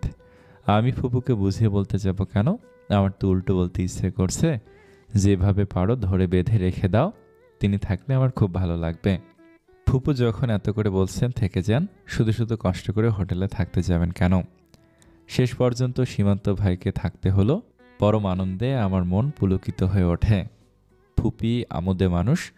অনেকদিন পর সবাই একসঙ্গে হয়েছে। তিনি সবাইকে ড্রয়িং রুমে আড্ডা দিতে ডাকলেন। সীমান্ত ভাই এক কোণে চুপচাপ বসে আছে সিঙ্গেল সোফায়। অপরিচিত মানুষের ভেতর তার বোধহয় অস্বস্তি হচ্ছে। সবাই হাসি ঠাট্টায় মেতে রয়েছে। রাত 12টা গড়িয়েছে। কাজের মেয়েটা চা নিয়ে আসলো সবার জন্য। এর ভিতর সীমান্ত ভাইয়ের ফোনের রিং বেজে উঠল। তিনি চা শেষ না করে সোফা থেকে উঠে ছাদের দিকে গেলেন। অনেকক্ষণ হয়ে গেল, সীমান্ত ভাই এখনো আসছে না। আমার মন ছটফট করছে। আমিও উঠে ছাদে চলে গেলাম। দুপুরে আকাশে মেঘ থাকলেও এখন আকাশ পরিষ্কার। তারায় ছেয়ে আছে, এক খণ্ড বাঁকা চাঁদ হেসে আছে আকাশে। রাস্তায় দাঁড়িয়ে থাকা ল্যাম্পপোস্টের আলোয় চারদিক আলোকিত। খানিকটা আলো ছাদে এসেও পড়েছে। আমি চারদিকে তাকিয়ে সীমান্ত ভাইকে খুঁজছি। হঠাৎ সিগারেটের গন্ধ আসলো নাকে। জেন্টলম্যান আকাশের দিকে তাকিয়ে সিগারেট ফুঁকছে। আমার উপস্থিতি টের পেয়ে পিছনে তাকালেন। আমাকে দেখে হতাশ গলায় বলল, দেখে ফেললে? সীমান্ত ভাইয়ের অভিব্যক্তি দেখে আমি হেসে ফেললাম। তিনি বললেন, মায়ের কাছে গিয়ে আবার বলো না। কেন? আন্টি জানে না আপনি সিগারেট খান? জানে, কিন্তু কখনো খেতে দেখেনি। আমি কারোর সামনে সিগারেট ধরাই না। এই বলে সীমান্ত ভাই আধা খাওয়া সিগারেটটা ফেলে দিলেন। রাত বাড়ার সাথে সাথে চারিদিকটা নিস্তব্ধ হয়ে গেছে। এই শব্দহীন গভীর রাতে আমি খোলা আকাশের নিচে সীমান্ত ভাইয়ের পাশে দাঁড়িয়ে আছি। তার হাত দুইটা রেলিংয়ের ওপর রাখা। আমার ইচ্ছে করছে সীমান্ত ভাইয়ের হাতের ওপর হাত রেখে তার গলায় ভীষণ রোমান্টিক একটা গান শুনতে। হঠাৎ সীমান্ত ভাই বলে উঠলেন, জেনিত, তুমি নিচে যাও, বাসার কেউ দেখলে কী ভাববে? কী ভাববে? কীভাবে তুমি বোঝো না? আমি উত্তর দেই না। আমার সারা রাত এভাবে দাঁড়িয়ে থাকতে ইচ্ছে করছে। ল্যাম্পপোস্টের আফসা আলোয় আমি সীমান্ত ভাইয়ের দিকে তাকে জিজ্ঞেস করলাম, আপনি কাউকে ভালোবাসেন? তিনি উত্তর দেয়, বাসি। আমার হৃদযন্ত্রটা খুব জোরে লাফিয়ে উঠল। জিজ্ঞেস করলাম, কাকে ভালোবাসেন আপনি? প্রশ্নটা করে কাতর চোখে তাকিয়ে থাকি। আমার এই তীব্র কাতরতা সীমান্ত ভাই দেখতে পেল না। বললেন, সেটা এখন বলা যাবে না। সীমান্ত ভাই সত্যি বলছেন নাকি হেয়ালি করছেন? আমার মনের ভিতর খসখস করছে খুব। ভীষণ উৎকণ্ঠা কাজ করলো জানার জন্য। সীমান্ত ভাইয়ের নাকি শরীর খুব খারাপ লাগছে, ঘুমোতে হবে। সে চলে গেল। আমি একা দাঁড়িয়ে রইলাম কিছুক্ষণ।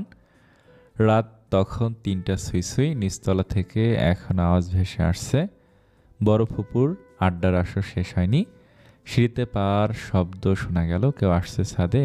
এসে আমার মুখের দিকে টর্চের আলো ফেললো। দেখলাম বড় ফুপি খুব রাগি চেহারা নিয়ে আমার দিকে তাকিয়ে আছে। কি ব্যাপার জেনিত? আসার পর থেকেই কেমন অস্থির হয়ে আসিস? এত রাতে এভাবে ছাদে এসে দাঁড়িয়ে আছিস কেন? পুরো বাসাটা খুঁজে আসলাম তোকে।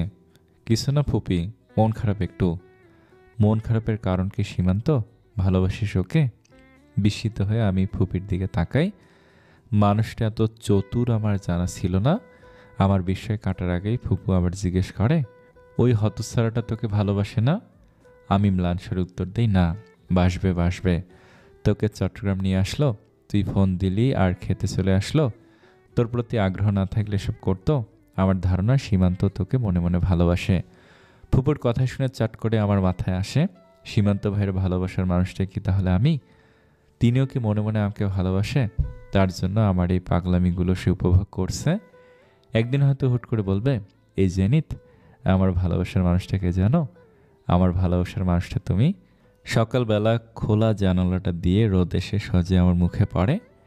আমি পর্দা টেনে আবার শুয়ে পড়তেই সীমান্ত ভাইয়ের কথা মনে পড়ে। এক লাফে উঠে বসি। এ বাসায় আমি একমাত্র তার পরিচিত। দেয়ালে টাঙানো ঘড়িটার দিকে তাকিয়ে দেখি বেলা 9:45। গায়ের কুচকানো জামাটা কোনো রকম ঠিক করে দ্রুত রুম থেকে বের হই। চুলগুলো ভীষণ এলোমেলো হয়ে আছে আমার। সদ্য ঘুম ভাঙা তৈলাক্ত মুখ। সকালবেলা হয়েছে। সীমান্ত ভাই কি চলে গেছে? খেয়ে গেছে নাকি না খেয়ে চলে গেছে? কত চিন্তা আমার তাকে নিয়ে। আমাকে এভাবে ছুটে যেতে দেখে ফুপি জিজ্ঞেস করে, কোথায় যাচ্ছিস হন্তদন্ত হয়ে? সীমান্তর কাছে। ও চলে গেছে খুব ভোরে। আমি হতাশ গলায় বলি, চলে গেছে? খেয়ে গেছে তো? শুধু চা খেয়েছে। ফুপি, কেমন মানুষ তুমি? শুধু চা দিয়েছ? আমি খুব জোরাজুরি করেছি তোর হিরোকে নাস্তা করে যাওয়ার জন্য। আমাকে দোষ দিস না। আমার কথা কিছু জিজ্ঞেস করেনি? করেছে। তুই ঘুমাচ্ছিস শুনে ডাকতে নিষেধ করলো। ডাকতে নিষেধ করেছে বলে তুমি ডাকবে না? আমি রুমে এসে আবার শুয়ে পড়ি। শরীরটা খারাপ লাগছে হঠাৎ করে। 2 রাত ধরে ভালো ঘুম হয়নি। সীমান্ত ভাইকে ফোন করি। ফোন ধরে ওপাশ থেকে বলে, হ্যাঁ জেনিত বলো। আপনি কবে ঢাকা ফিরছেন? কেন, তুমি যাবে? বেরাবে না? আচ্ছা, আমি তোমাকে জানাচ্ছি রাতে। এই বলে ফোনে রেখে দেয়। আমি নাস্তা না খেয়ে ঘুমিয়ে পড়লাম। ঘুম ভাঙলো দুপুরে। ঘুম থেকে উঠে দেখি শরীরটা আরও খারাপ হয়ে গেছে।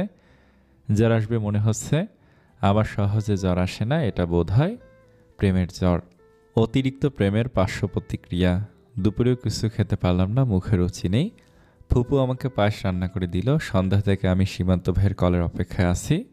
তিনি রাত 11টায় কল দিয়ে বললেন, আমি কাল ঢাকায় ফিরব। আমার ক্লাস টেস্ট শুরু হবে। এবার আর বেরোবো না। আমাকে আপনার সঙ্গে নিতে পারবেন? ক্লাস টেস্ট শুরু হওয়ার কথাটা মিথ্যা। সীমান্ত ভাইয়ের সাথে জার্নি করার সুযোগ আমি হাতছাড়া করতে পারবো না। আমি ভেবেছি তুমি বেরোবে। আমি তো রাতে ট্রেনে যাব। সীমান্ত ভাইয়ের গলায় সংশয়, তার সাথে রাতে যাব কিনা তাই নিয়ে। আমি কিছু বলার আগেই তিনি আবার বললেন, আচ্ছা ঠিক আছে, তুমি গেলে সকালে ট্রেনে যাব। দেখেছেন কি ভদ্রলোক? এমন মানুষের প্রেমে না পড়ে উপায় আছে? সীমান্ত ভাই যে আমাকেই ভালোবাসেন, এই ধারণাটা আরও পোক্ত হলো।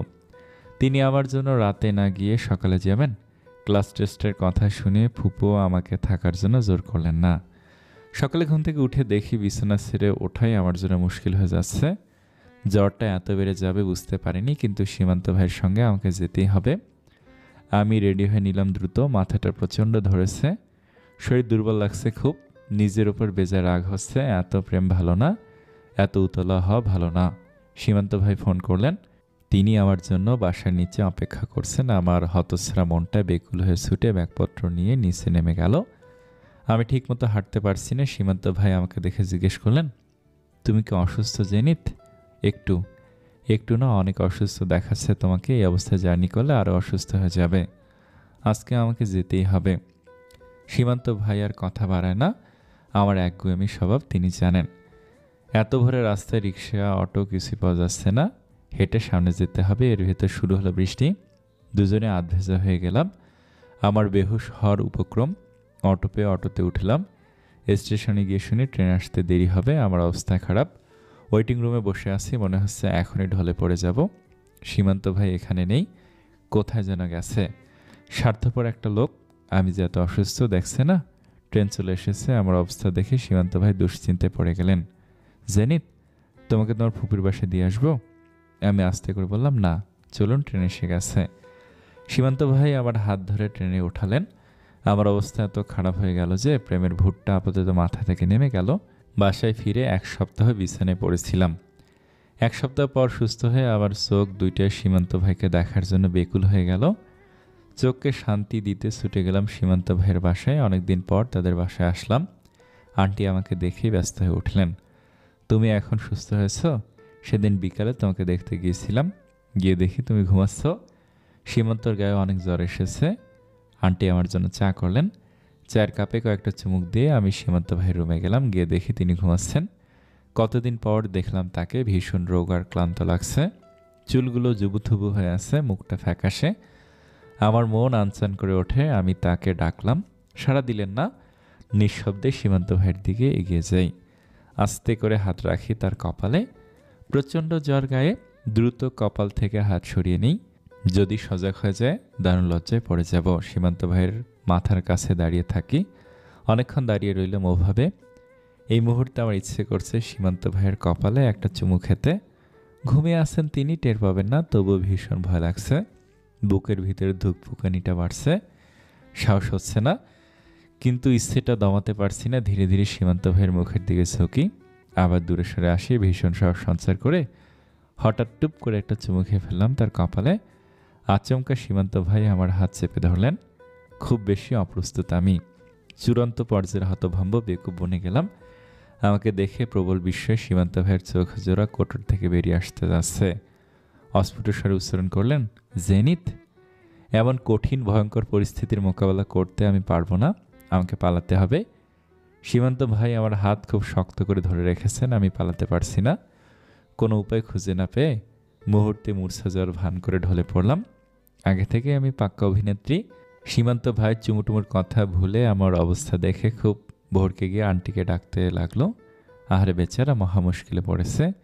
কি আর করব বলুন? আমি তাকে মুশকিলে না ফেললে তিনি আমায় বেকায়দায় ফেলে দিতেন। আন্টি দ্রুত ছুটে এলো। আমাকে ওই অবস্থায় দেখে আতঙ্কিত গলায় বলল, সীমান্ত, কি হয়েছে ওর? এই তো ভালো মেয়ে তো রুমে আসলো। বাবা, তুই ওকে কিছু করেছিস? ওই মুহূর্তে আমার চোখ বন্ধ থাকলেও সীমান্ত ভাই বিব্রত বিহ্বল মুখটা আন্দাজ করতে পারছি। তিনি বললেন, মা, কি বলছো তুমি এসব? আমি ওকে কি করব? আমি কিছু করিনি। ও আচমকা বেহুশ হয়ে গেছে। আন্টি এসে আমাকে ধরলেন। আমার চোখে মুখে পানি ছিটাতে লাগলেন। এভাবে পানি ছিটালে চোখ বুজে থাকা যায়? যন্ত্রণা। আমার হুঁশ ফেরেছে দেখে অস্থির গলায় বললেন, মেয়েটা তোর রুমে এসে বেহুশ হয়ে গেল। লোকে শুনলে কি বলবে?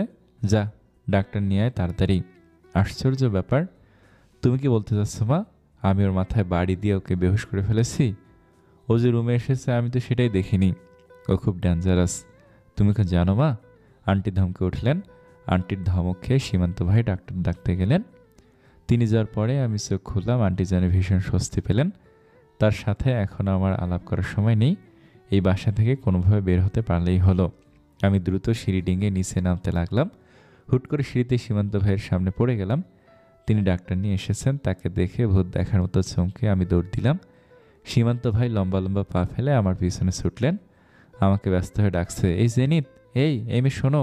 দৌড়াবে না তুমি? বেহুশ হওয়ার নাটক করেছো তুমি? আমি একবারের জন্য পিছনে ফিরে তাকালাম না, এক দৌড়ে চলে আসলাম। রুমের দরজা লাগিয়ে জোরে জোরে নিঃশ্বাস ফেলতে লাগলাম। ছোটবেলায় স্কুলে দৌড় প্রতিযোগিতার পর এই প্রথম সেভাবে দৌড়ালাম। মাসখানেক আমাকে দৌড়ের উপরেই থাকতে হবে। কোনোভাবেই সীমান্ত ভাইয়ের সামনে পড়া যাবে না।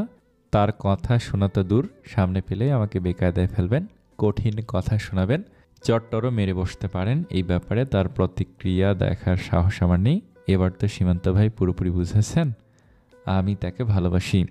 যদি গম্ভীর মুখে বলে বসেন, জেনি তুমি ফের আমাদের বাসায় আসবে না, আমার সাথে কথা বলবে না, আমি অন্য কাউকে ভালোবাসি এটা ভেবে আমি ভয় পাচ্ছি। এই ঘটনার পর খুব সতর্কতার সহিত আমি বাসা থেকে বের হই।